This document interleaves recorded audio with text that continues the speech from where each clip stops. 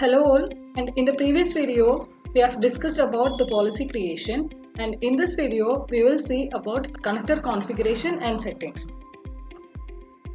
Adaptive connector enables a secure communication between your internal network and adaptive identity services.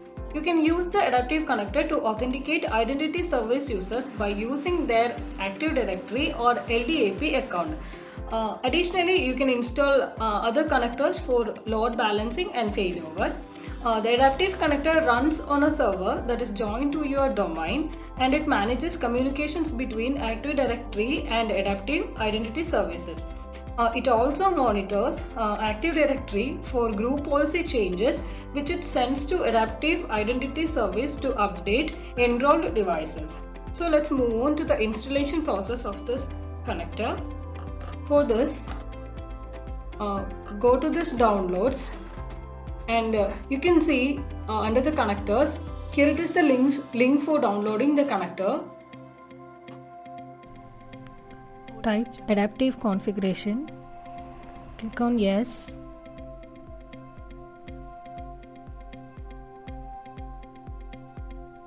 and you can see the admin portal there, and you will see a window like this, and it is checking for the update, and now the software is up to date.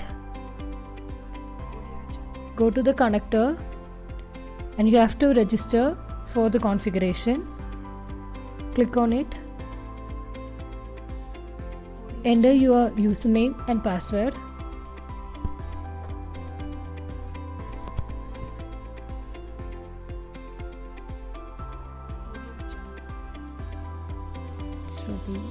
Salavo.com.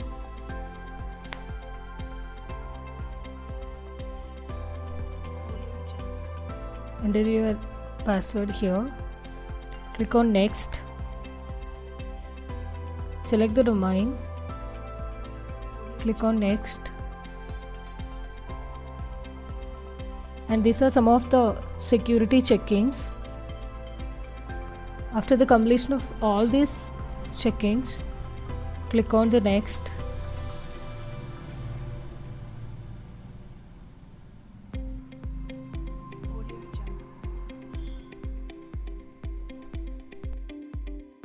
Here you can see some of the buttons like start and stop. Also you can see the log here. By clicking on this, you will be able to see the connector log activities. Okay. In this area, you can change the time interval for how frequently this connector gets updates. We can change it to 5 if required, and in this you can also change the Active Directory user verification interval and then apply them. Okay, then move back to this dashboard. In this network, under settings, you will be able to see the connector here. In this, you can change the actions. If you want to change log settings, here you can change the log level to info or 1. Now it is error, I am changing it to debug, and it defines the log file size, and it is the maximum log backup size, and simply save them.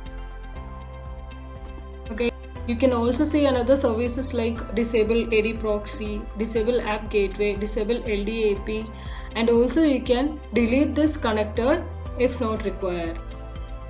That's all about the connector settings, and thank you. So that's all about the connector configuration, and in the upcoming videos we will see about the web application integration using SAML. Thank you.